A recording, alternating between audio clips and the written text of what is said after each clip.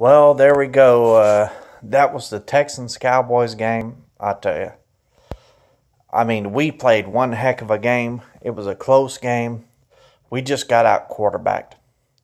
I mean, really, we got really lucky. And we had a lot of goal line stands. I think we had them go for it on fourth down and not get it on the goal line. We should have lost that game a long time ago. Dak Prescott had a horrible game. I mean, he had a good game, but really, he had a horrible game. He had one touchdown, two interceptions. He threw two balls that should have been intercepted. I mean, two or three balls just bounced right off the Texans' hands. He missed a lot of throws. He would have a guy wide open. They came with an all-out blitz.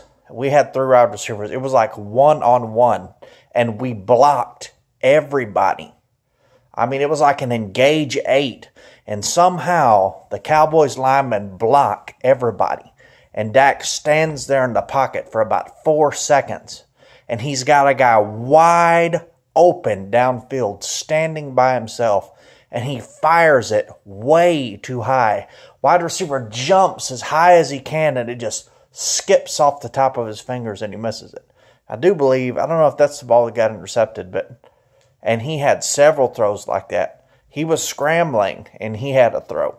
He had a guy wide open. He threw it in the turf, and the guy couldn't catch it. Would have been a first down. He had Thompson on the sideline. He was rolling out. Thompson was right there. The cornerback was like 3-4 yards behind him. He was standing on the sideline. He threw that ball too far out of bounds. We just got out quarterbacked. That's it. Yeah, he made a great play. I mean, he made one great play, but really, I mean, it was really luck. You know, he scrambled around, scrubbed around. I give him credit for that. And then he just heaves it downfield. And it almost got intercepted. And Tavon Austin managed to catch it. And even that wasn't a good throw. Tavon Austin had to slide down on his butt and catch it. You know what I mean? I mean, I'm sorry. Dak Prescott just isn't accurate enough. You know, I mean, do I think we could still win some games this year? Yeah, we could win some games. And, you know, we might not be able to find a better quarterback than Dak Prescott, but that was the story of this game. We got out quarterback. Deshaun Watson was pretty hot most of the game. He was hitting all the wide receivers in the chest. And, you know, these delusional Dak Prescott fans are going to say, he got his hands on it. He should have caught it. You have a man wide open and you fire a freaking bullet that's so high he has to jump up and try to catch it. Like, if you were watching Deshaun Watson, that's how you throw the ball. That ball should have been right in his chest. You put the ball in his chest. And a lot of these interceptions he got earlier this year, they say the wide receiver should have caught it. You put the ball on the guy's chest. You don't throw it behind him. You don't throw it above him. You don't throw it too low. I mean, I don't think there was a single play all game that Dak Prescott really put the ball right in the guy's chest. I mean, it's just,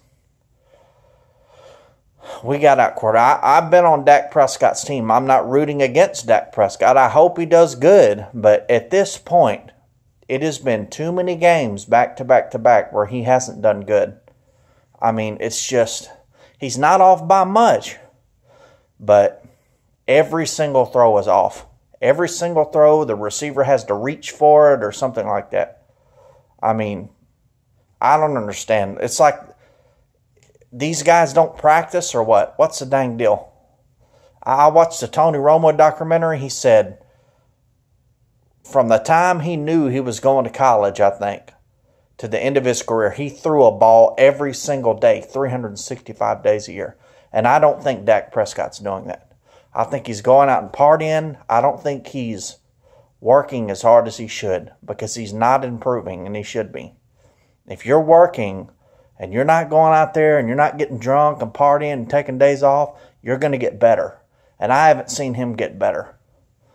You know, I mean, Zeke only had 54 yards on the ground, but still, You know, other quarterbacks have overcame that. You know, you don't have to have, New England Patriots don't even have a running back. And Tom Brady manages to throw the ball all over the place. You know, Texans have got a good defense. That's just the way it's going to be against the Texans. And people are going to say, Scott Linehan, what about the play calling? What about Jason Garrett? Is Jason Garrett out there throwing the ball? Did Jason Garrett or Scott Linehan miss a wide open receiver? Did they throw that ball to Tavon Austin and it was too high and skipped off his hands? I don't think so. Scott Linehan's play call got that guy wide open. He was standing wide open. So you can't blame the coach.